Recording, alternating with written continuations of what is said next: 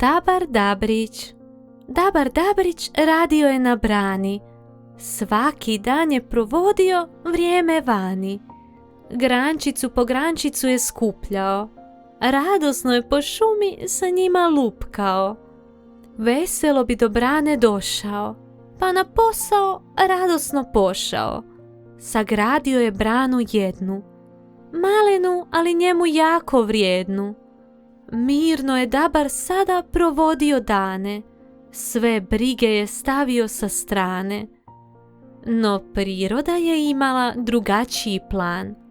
Kišom je jakom započeo dan.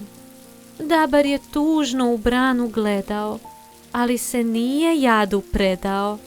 Brinuo se da će kiša uništiti branu, ali je na kraju sve išlo po planu.